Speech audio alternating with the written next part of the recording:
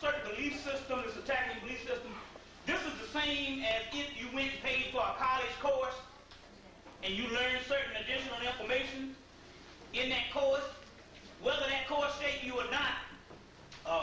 Whether that course shaped you or not, this is what this is. This is basically uncovering information that was hidden from us for the last 2,000 years.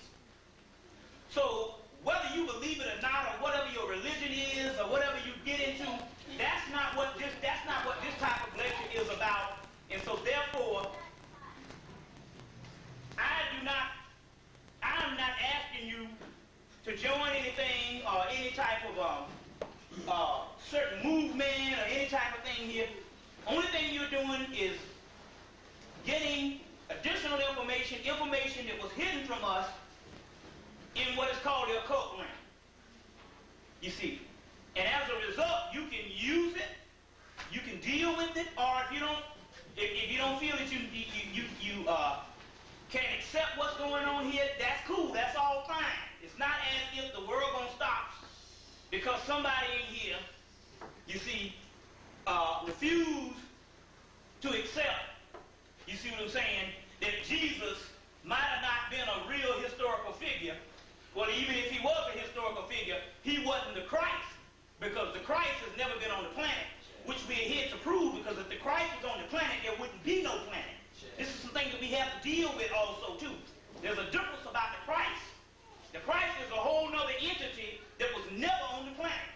So if a person claimed to be the Christ, and I'm not denying that it wasn't a historical figure. We got plenty black historical figures. Yeshua ben Pandera, which was a person in that particular time, which later on so-called became the historical Jesus. Massey explains that. But whether he was the Christ is a whole nother story. The word Christ, if you go and study it back to his Camite origin, it could not be on the planet. Because for the Christ to come on the planet has to cease to be in the physical dimension. It's a cosmic time bomb. So we need to get this particular thing. And so this type of information is a study in Christology, or the Christology, that explains the alchemical process of what your melanin actually does. You see, so this has nothing to do with religion. You see, even the Christian preachers say, well, Christ is Greek. For Christos, wait a minute, I thought the Greeks was pagans.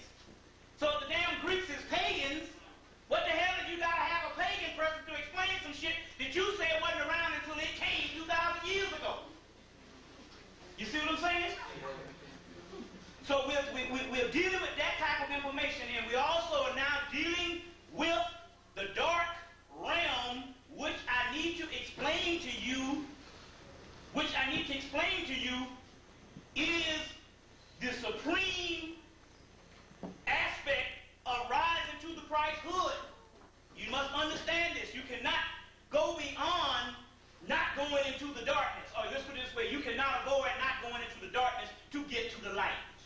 So the last year we started about this time, I think next week would be the actual time that we started this whole dark mysteries, or we call the black arts, or what we call, although I've been dealing with the stuff for the last years, but I'm talking about dedicated or some stuff pinpointed to what is called the underworld mysteries. I want to get to even the dark things scary. We're talking about your underworld mysteries, which is basically the deepest part of the subconscious. We focused on this the last year, and the entire year, and it has gone great, and it's a beautiful thing because everybody all over the country bears witness to it. I guess because people are also tired of the bullshit too. You know what I'm saying? You know, but on the other hand, so we are dealing with the missing pieces of whatever religion that you used to be in. There's a missing side. And that particular missing side about 2,000 years ago was purposely taken out to make you slaves into worshiping a God instead of becoming a God. And in this case, becoming a chaos being, which we really are, those ones that rule before the gods, because the gods are our children. You must understand these particular things. So what we're dealing with here in this particular time is not that kind of a lecture that is, and so now if a person is coming into consciousness for the first time, you've never heard any other consciousness before, then you need to go to Black media, cultural communication, and get John Henry Clark and start from the beginning, because we've been in this thing about damn near a little over 10, 12 years now for the people, you see. So my point is, what we're talking about here, extra knowledge or an extension of what you already know. So whatever religion you're in, that's cool. That's not the point. The point is to enhance whatever you're in by trying to understand the shit that most people don't teach you, all the stuff that was lost for the last 2,000 years. And that's the stuff that we need to deal with, because that's the stuff that the white boy, he don't give a damn how much you believe in Jesus.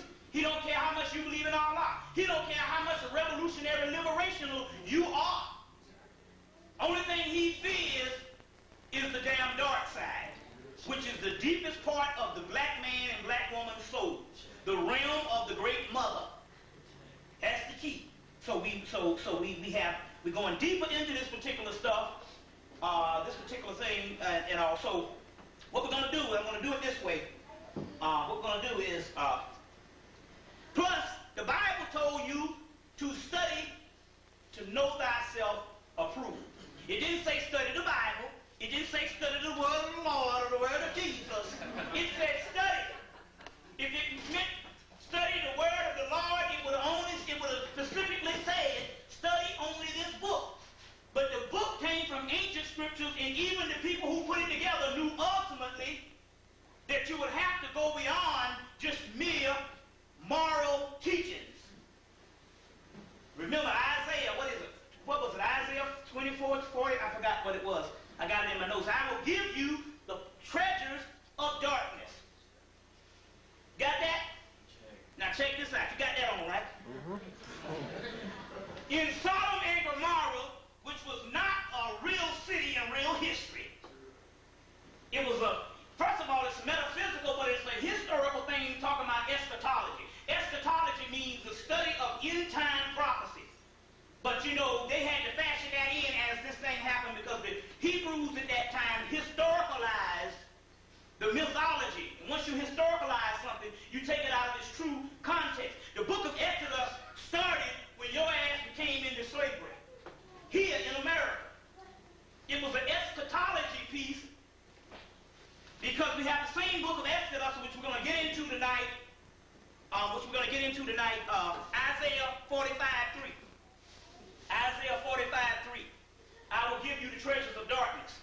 But the book of Exodus is a book that is supposed to be dealing with it now, which is very key, because these Jews tried to pull this whole Prince of Egypt thing as a ritual. I know exactly what they're doing. But what they don't realize is that's our story, not in bondage in Egypt or Kemet, because it was never any bondage in Kemet, but it was talking about now. Because the Egyptians had the same story, and we're going to get into that today. We're going to show you the origins of where that actual Exodus piece came from. You see, where that Exodus piece actually came from. But one of the keys here is, you must understand the codes and try to break these things at this particular time. Now, what I'm going to do, I'm going to get my paper, and we're going to pour libations, but what we're going to do this time, instead of pouring libations with a whole bunch of water, we're going to pour it in this cup. It's got a seven-pointed star on it, which would be real good too, because that's our star. But any star, 7-pointed star, 6-pointed star, 8-pointed star, all of that, 11-pointed star, all of that is the chief star, Sirius, but also it is every man and every woman is a star, which is nothing but the biological, physiological, and astronomical and astrological makeup of your own self. So we're going to deal with that. Let me just get my list out. I got to find them here. And we're going to pour libations, and we can start. But I'm telling you, but it's getting bad. I mean, the spirit came last week and said, you all got to move. Now, hell, we just moved to the upstairs. So you got to move in the upstairs apartment because, because people won't break in the upstairs. Now they're saying they're going to move because the government going to try to come in down and set the place on fire. You see. Basically. Now, my point is but they can't do it if you, but they can't do it